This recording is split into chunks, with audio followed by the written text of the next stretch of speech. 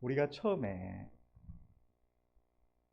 우리가 하나님 앞에서 영원히 심판받을 수밖에 없는 죄인되었다는 사실, 죄인이라는 사실을 깨닫고 그동안 말씀 가운데 그저 말로만 이렇게 들어서 뭐 지식으로만 알고 있던 주님의 십자가가 다른 누구도 아니라 마땅히 멸망할 수밖에 없는, 지옥에 갈 수밖에 없는 내 자신을 살리기 위해서 주님이 달리신 나의 주님의 십자가, 나를 위한 주님의 십자가라는 그 사실을 깨달았을 때에 여러분들은 어떤 마음으로 주님 앞에 어떠한 고백을 드리셨습니까?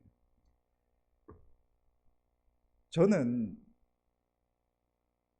왜 주님이 나 같은 자를 위해서 십자가에 달려주셨을까? 만왕의 왕 창조주이신 그분이 왜 내가 용서조차 구하지 않았을 때, 내가 알지조차 못했을 때 나를 위하여 그 십자가 위에서 그 모진 고통을 당하시고 나를 위해 죽어주셨을까?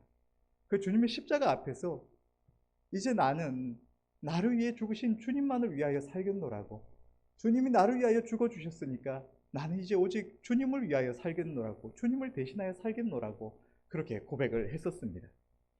아마도 여러분들도 마찬가지일 것입니다.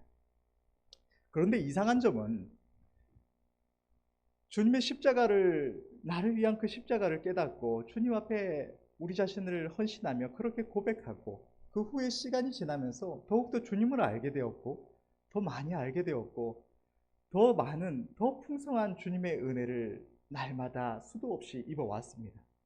그런데 이상한 것은 처음 주님의 그 십자가를 알게 되었을 때, 내가 인격적으로 주님을 만난 그 순간에 나는 분명히 주님을 위하여 오로지 살겠노라고 그렇게 고백했었는데, 시간이 지나가면서 이상하게도 더 많은 은혜를 입었고 더 많이 주님을 알게 되었는데도 때때로 주님의 기쁘신 뜻을 생각하는 것조차도 때때로는 뭔가 그렇게 기쁘게 와닿지가 않을 때가 있고, 때때로 내 어떤 만족을 위하여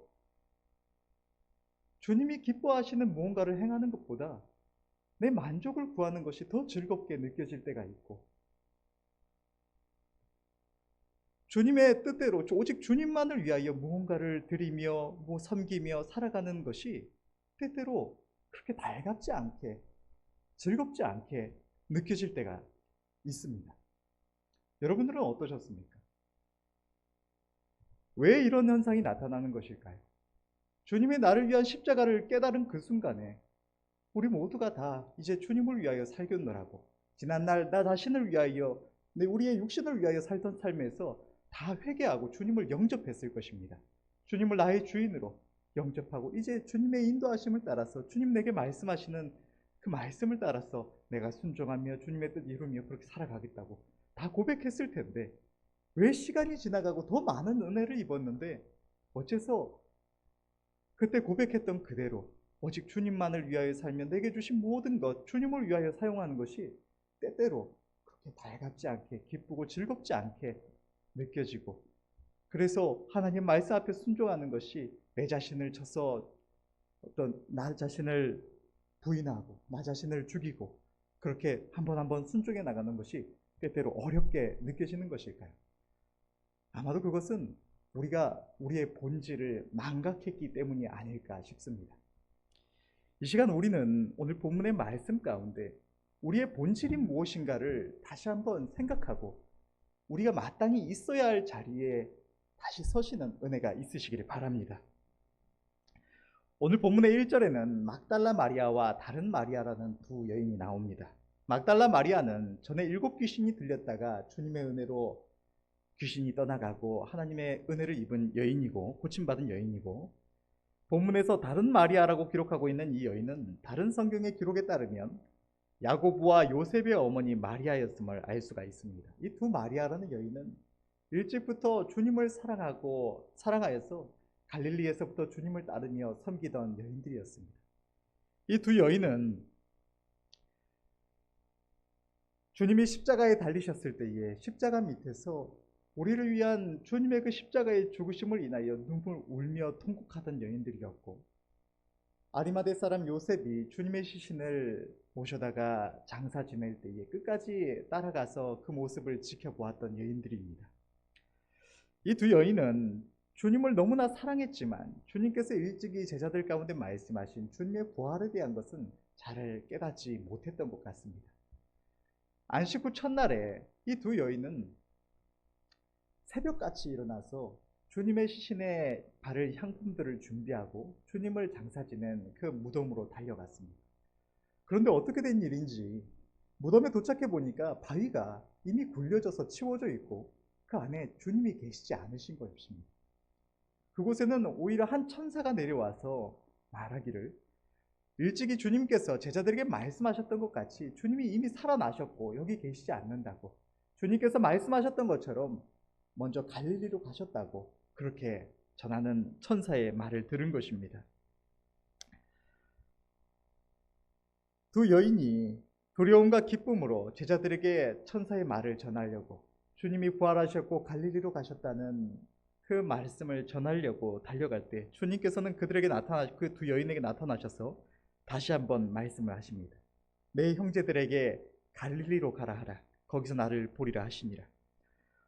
오늘 본문에서 부활하신 주님과 무덤에 있던 천사는 주님께서 갈릴리로 가시며 주님을 거기서 뵐 것임을 말씀을 하셨습니다.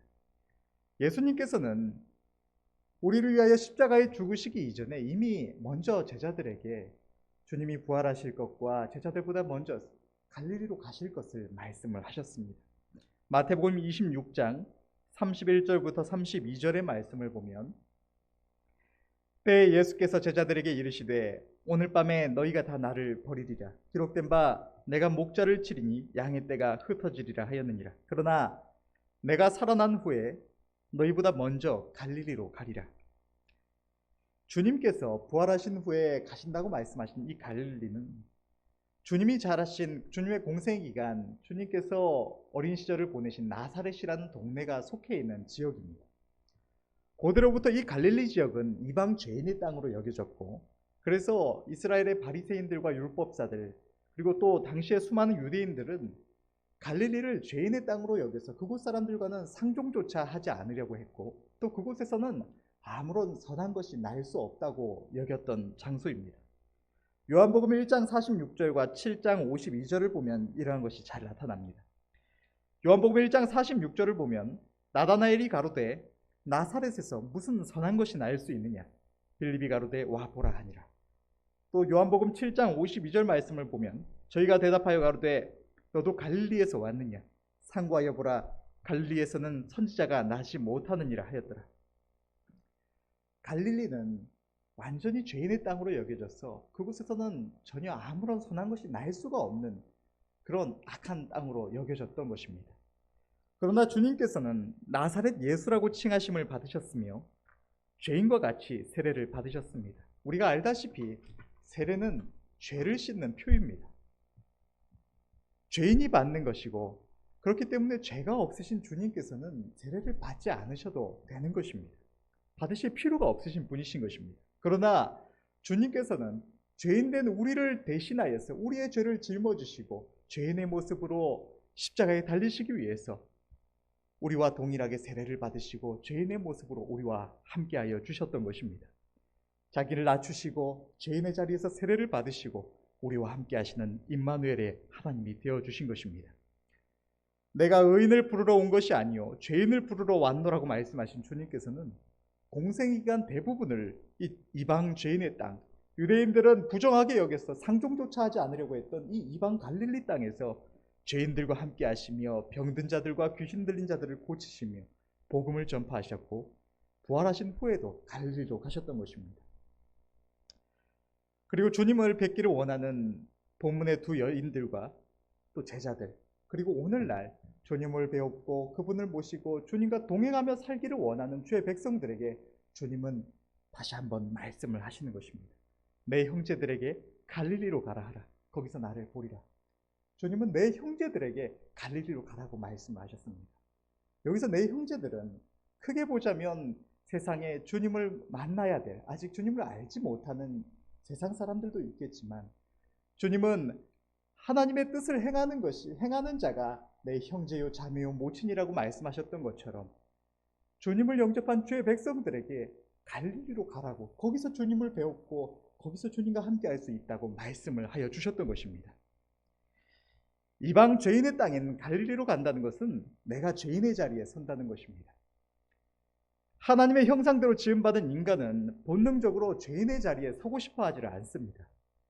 예수님 당시에 수많은 유대인들, 그들의 대제사장과 서기관들, 또 바리새인들이 율법 때문만이 아니라 선민의식과 인간의 본능적인 죄된 마음을 따라서 율법에 의해서 부정하게 여김을 받는 이들, 이방인들, 세리와 같은 이들을 부정한 죄인으로 여겨서 그들과 상종조차 하지 않으려고 하고 자기를 그들과 철저하게 구별하고 자신은 의로운 사람으로 서고자 했던 것처럼, 오직 의인으로 당당하게 서기를 원했던 것처럼, 오늘날에도 역시나 교회 안이나 밖이나 수많은 이들이 본능적으로 의롭고 존귀한 자로 당당하게 남들 앞에 서기를 원하고 그렇게 보이고 살아가고자 하는 것입니다. 믿지 않는 이들을 하나님이 없는 죄인들로 여기며 자신은 그들과 다른 의인인 것처럼 여기고, 또 교회 안에 있는 어린 영혼들을 속으로 판단하며 때로는 무시하거나 낮춰보기도 하고, 자신은 하나님의 뜻을 더 잘 알고 더 온전히 순종해 나가는 의롭고 경건한 사람인지 하는 것입니다.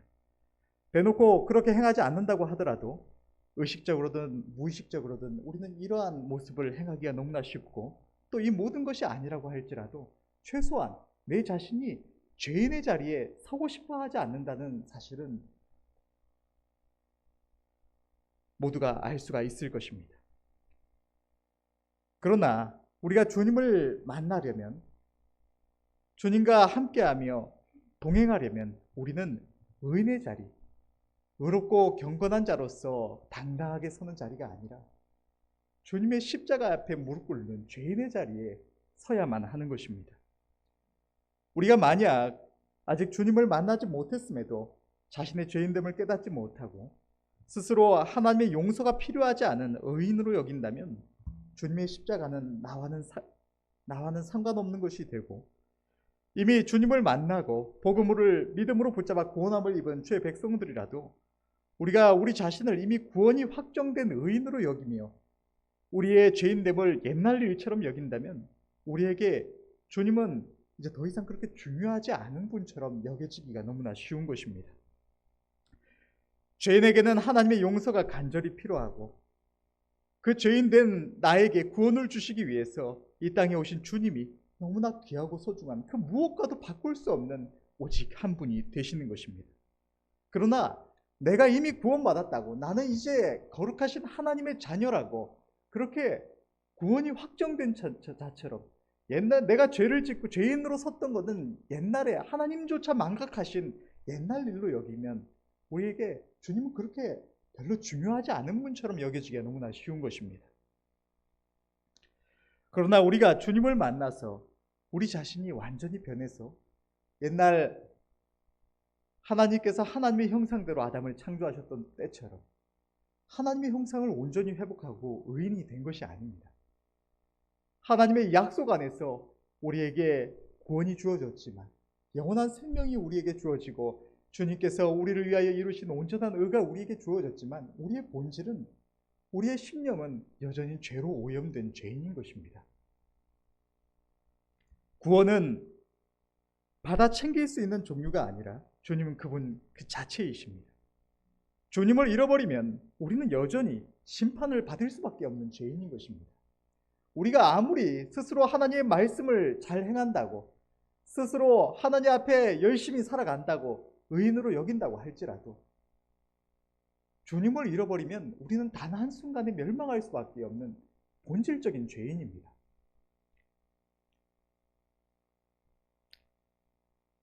내가 하나님의 두려운 심판을 받을 수밖에 없는 흉악한 죄인임을 깨닫는다면, 내가 주님의 십자가 외에는 다른 어떠한 방법으로도 용서받을 수가 없는 죄인이라는 사실을 깨닫는다면 주님 나를 불쌍히 여겨주시라고 주님의 십자가만을 바라보고 눈물로 그 은혜와 긍휼을 구하는 우리를 주님은 만나주시는 것입니다. 주님이 이 땅에 오심은 저와 여러분들 같은 죄인을 구하려 하심인 줄로 믿습니다. 디모데전서 1장 15절의 말씀을 보면 미쁘다 모든 사람이 받을 만한 이 말이여 그리스도 예수께서 죄인을 구원하시려고 세상에 임하셨다 하였도다. 죄인 중에 내가 개순이라. 선지자들로 말씀하신 예언의 성취로 복음은 죄인들의 땅 이방 갈릴리로부터 전파되었습니다. 마태복음 4장 15절에서 16절의 말씀을 보면 스불론 땅과 납달리 땅과 요단강 저편 해변길과 이방의 갈릴리여, 흑암에 앉은 백성이 큰 빛을 보았고 사망의 땅과 그늘에 앉은 자들에게 빛이 비추었도다 하였느니라. 어둠에 속해서 하나님의 두려운 심판만이 예비되었던 우리들에게 예수 그리스도로 말미암은 하나님의 구원의 복음이 전파된 것입니다. 예수님께서 우리를 위하여 이 땅에 오셨을 때 스스로 의로운 하나님의 백성이라 여기다 많은 유대인들은 자신들 또한 하나님의 용서가 필요한 죄인임을 깨닫지 못하고 주님께서 세리와 죄인들을 영접하시고 함께 하신다는 이유로 스스로 의롭게 여기며 주님을 원망하며 배척했습니다. 그러나 자기가 죄인임을 깨닫고 하나님의 용서를 구하던 세리와 죄인들은 나를 불쌍히 여겨주시기를 구하며 나를 위하여 이 땅에 오신 주님을 사랑함으로 이러한 나를 사랑하시고 용서하시는 주님의 그 용서와 사랑에 감격하며 주님께로 나아갔던 것입니다. 그들은 그들에게 오신 주님을 너무나 귀하게 여기며 사랑했습니다. 주님의 오심을 인하여 감격하며 눈물로 머리털로 주님의 발을 씻겼고 자신들의 가장 귀한 것을 주님께 드려 감사하며 영광을 돌렸으며 주님이 자신들에게 찾아오심을 기뻐하며 주님을 영접했던 것입니다. 오늘날도 마찬가지입니다. 나에게 무슨 죄가 있느냐고 생각하는 이들, 또 교회에 다니며 말씀을 듣고 머리로만 내가 죄인이구나 하는 이들은 하나님의 용서가 얼마나 큰 것인지 깨닫지도 감사하지도 못합니다. 그러나 내가 죄인임을 깨달을 때 주님의 십자가가 없으면 하나님의 저주 아래 영원토록 불 속에서 울부짖을 수밖에 없는 마땅히 지옥의 형벌을 받을 수밖에 없는 처절한 존재라는 사실을 깨달을 때 주님의 십자가는 나의 생명보다 귀한 것이 되는 것입니다. 주님을 모르고 살아가다가 나 자신의 죄인됨과 그러한 나에게 주님이 얼마나 귀한 분이신지를 깨달을 때에 주님 나를 불쌍히 여겨주시라고, 내가 지옥에 가지 않도록 나를 구원해달라고, 주님 나를 살려주시면 영원토록 감사하며 찬양하겠노라고, 주님 나를 불쌍히 여겨주시면 내 생명 영원토록 주님의 영광만을 위하여 드리겠노라고 진정으로 주님을 찾고 구하며 그분의 용서를 구할 수가 있고, 그러한 죄인을 주님은 만나주시는 것입니다. 주님은 언제나 갈릴리에 계십니다. 우리가 죄인의 자리에 내려앉지 않고는 아무도 주님을 만날 수도 그분과 함께할 수도 없는 것입니다. 우리가 죄인의 자리에 서기만 하면 그곳에서 우리를 만나주신다는 이 말씀은 주님의 약속인 줄로 믿습니다. 이미 깨닫고 하나님의 긍휼을 구하며 주님을 영접한 주의 백성들 또한 나 자신이 이미 구원받았다고, 의인들이 가는 나라 저 천국이 이미 나에게 주어졌다고, 그것을 당연한 것처럼 천국행 티켓을 내가 받아서 주머니에 챙기기라도 한 것처럼 그렇게 착각하고 살아갈 때는 우리 주님이 그렇게 귀하게 여겨지지 않는 것입니다. 처음 주님을 영접했을 때 주님이 내게 말씀하셨더라면 즉시로 순종했을 말씀 한마디 한마디, 내 마음에 주시는 한 말씀 한 말씀을 이제 그렇게 주님이 귀하게 느껴지지 않기 때문에 그걸 말씀에 순종하는 것보다 내 조금의 어떤 낙을 쫓는 것, 주님의 기쁘심을 구하는 것보다 어떤 내 편함을 찾는 것, 그것이 마치 더 귀한 것처럼 착각하고 마는 것입니다. 우리가 이처럼 죄인의 자리를 떠날 때 나도 모르게 이방 갈릴리 죄인의 땅에서 벗어나서 하나님의 자녀, 의인의 자리에 내가 당당하게 서고자 할 때 우리는 주님을 잃어버리고 주님과 함께 거하기가 어려운 상황이 되고 마는 것입니다. 오직 나 자신이 여전히 하나님의 긍휼과 용서가 필요한 죄인이며 주님을 잃어버리면 반드시 멸망할 수밖에 없다는 것을 늘 생각하는 자만이 우리의 유일한 소망이시며 우리의 영원한 생명이 되시는 주님을 늘 귀하고 소중하게 여기며 그 은혜를 간구하며 주님의 십자가 앞에 날마다 겸손하게 무릎을 꿇을 수가 있는 것입니다. 그분을 주인으로 온전히 모셔 섬길 수가 있는 것입니다. 주님이 우리에게 요구하시는 삶 또한 죄인의 자리에 서는 자만이 살아갈 수 있는 삶입니다.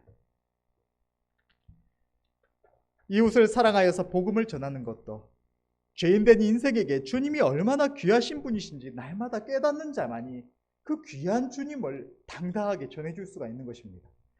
여러분, 만약 지나가는 누군가, 어떤 노숙자나 어떤 생활이 어려운 분들, 길거리에서 잠을 청하는 그런 고된 분들에게 우리 집문서를 갖다 주면서 어렵게 힘들게 말 한마디 꺼내면서 조심스럽게 그렇게 어렵게 말 꺼낼 분이 계십니까?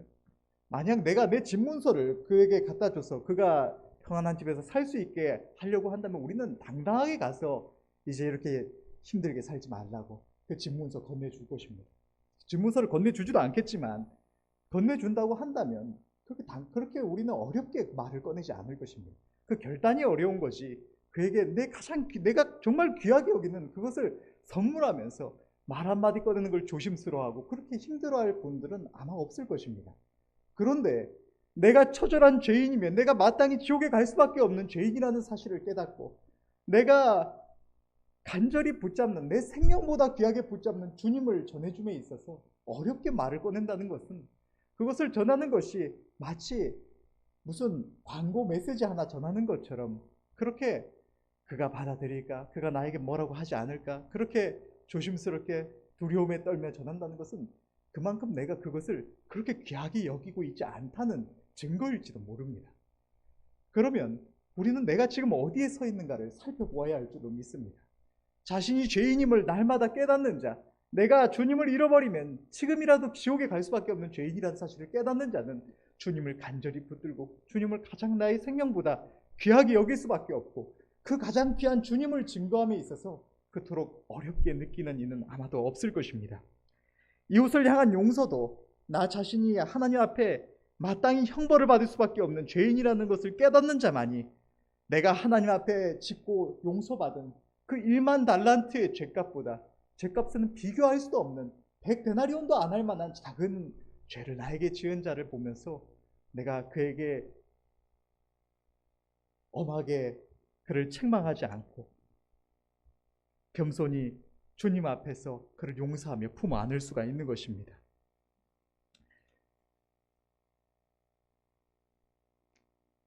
겸손히 자기를 낮추고 누군가를 섬기는 것 또한 나 자신이 누군가에게 섬김을 받고 대우를 받아 마땅한 의롭고 존귀한 자가 아니라 난데 하면서 내 스스로를 당당하게 내세울 수 있는 존재가 아니라 지옥의 형벌을 받아 마땅한 부끄러운 죄인이라는 사실을 깨닫는 자만이 겸손히 자기를 그 죄인의 자리에 낮추고 섬길 수가 있는 것입니다. 생각해보면 너무 이상하고 부끄러운 일이 아닐 수가 없습니다.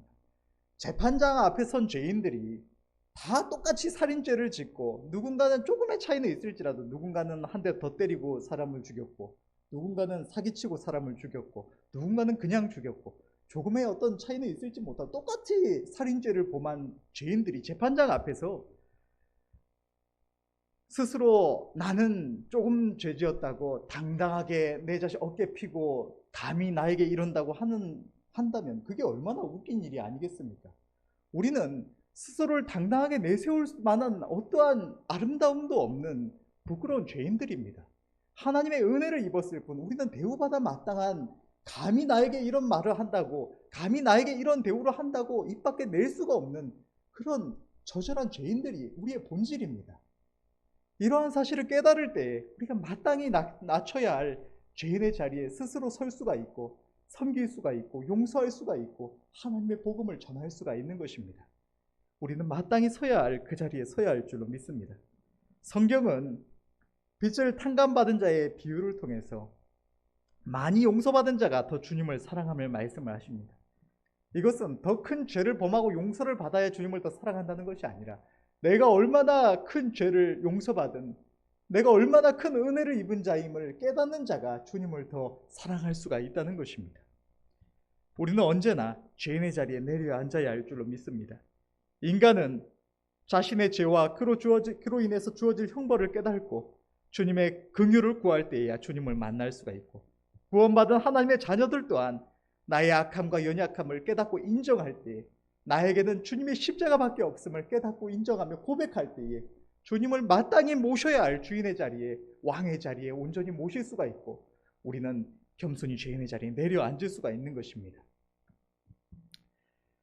하나님께서는 우리 주 예수 그리스도의 공로로 우리를 용서하신다고 약속하셨고 성경은 우리 죄에 대하여 가리움을 받았음을 기록하고 있습니다.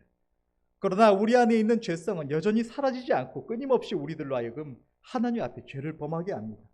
그렇게 우리의 본질은 단 한순간도 죄를 짓지 않을 수가 없는 악한 죄인들인 것입니다.